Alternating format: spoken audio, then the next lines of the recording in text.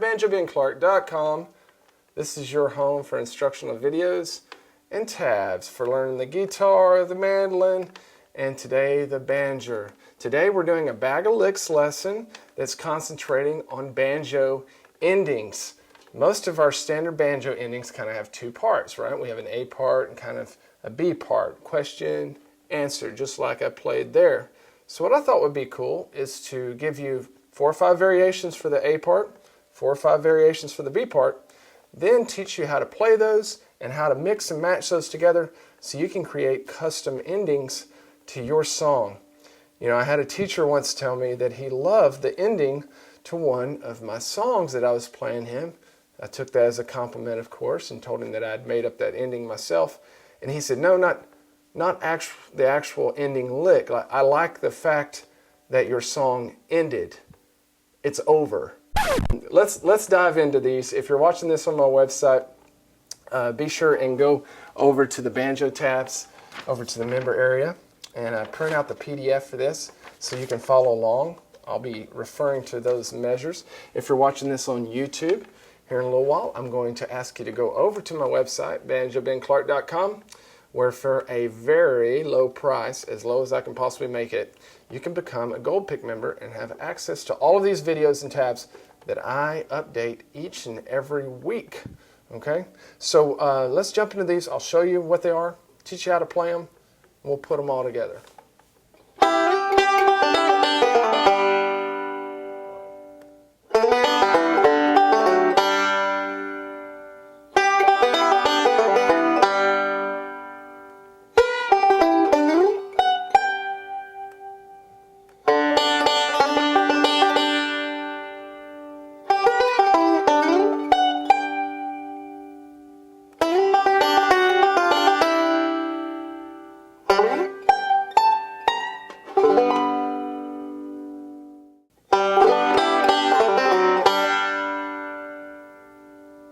So there you have the different parts of the endings. I listed 4 A parts and actually 5 B parts, though the last B part is often used as an ending all by itself, kind of a shorter ending. I use that all the time when I get to the ends of songs and we don't want to draw out a big long 2-part ending.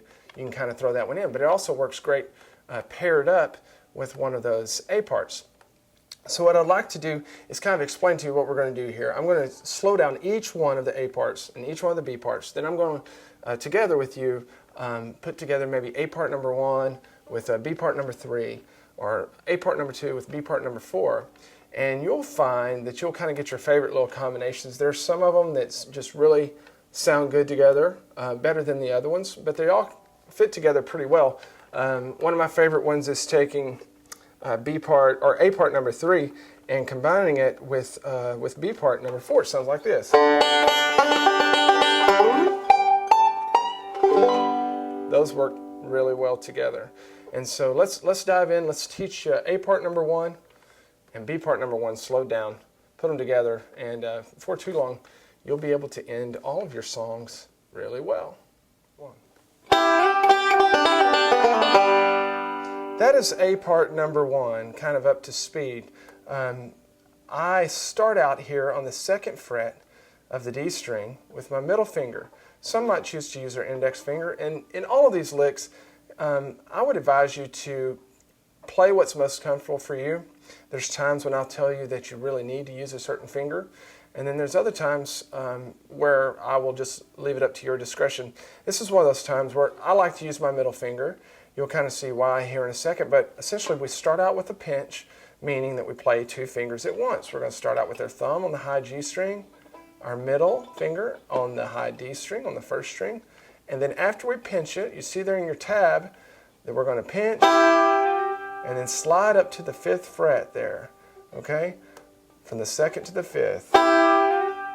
After we get there, we're going to have another pinch with our thumb and middle finger. Those are the same notes, right?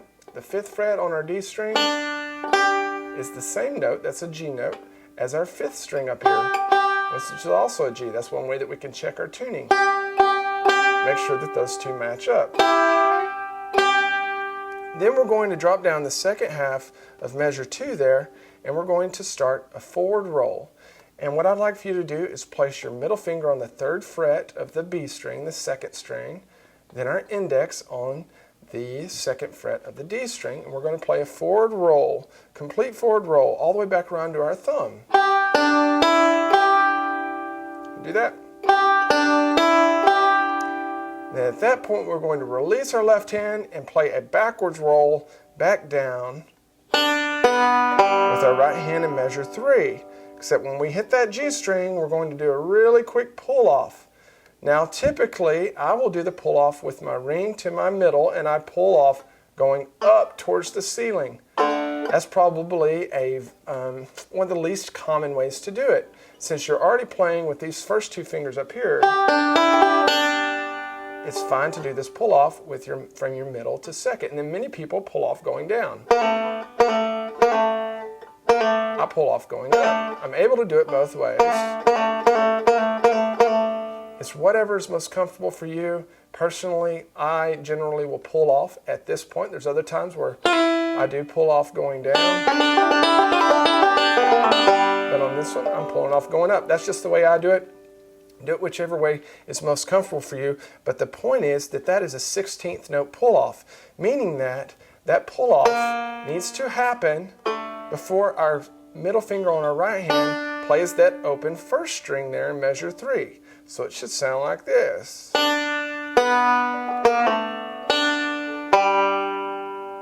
Try that with me. 1, 2, ready, go.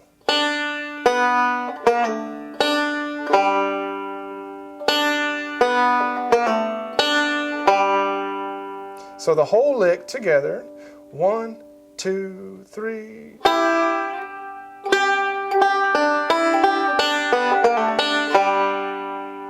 Cool. Now let's look at B part number 1. This will be a very good answer to that first little A part that we just learned.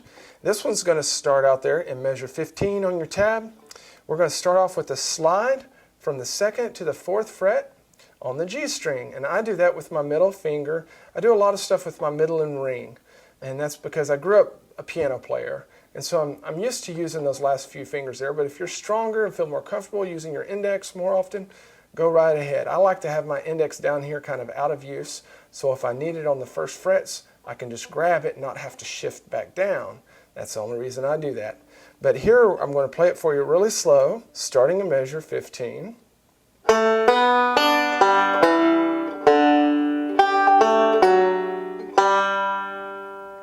Okay.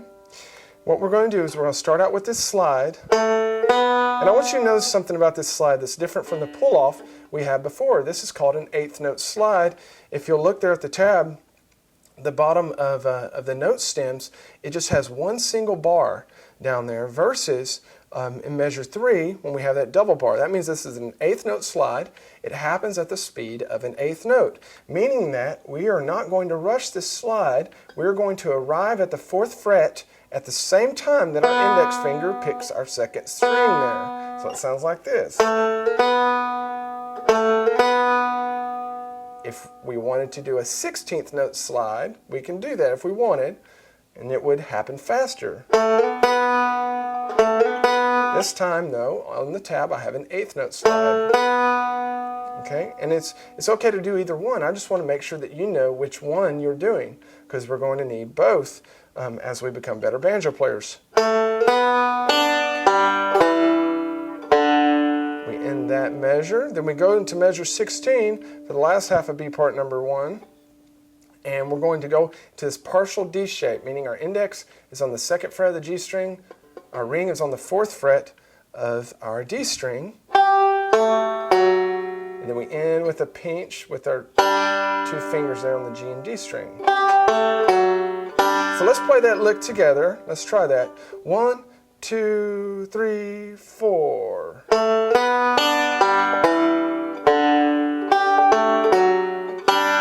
One more time. 1, 2, 3, 4.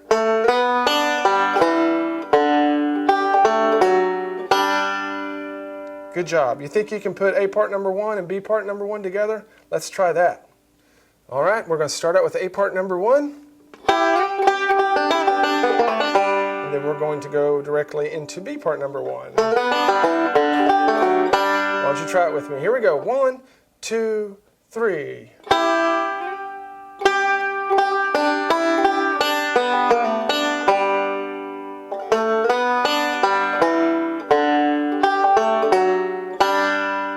Try it with me again. We're going to come in on the 4th beat. That's why I just count to 3, because A part number 1 starts on the 4th beat of that first measure.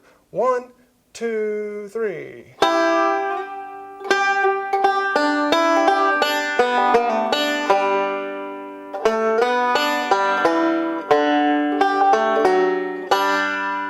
Let's do it a little quicker. You ready? 1, 2, 3.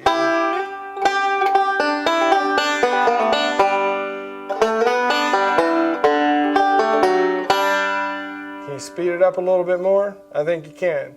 1, 2, 3.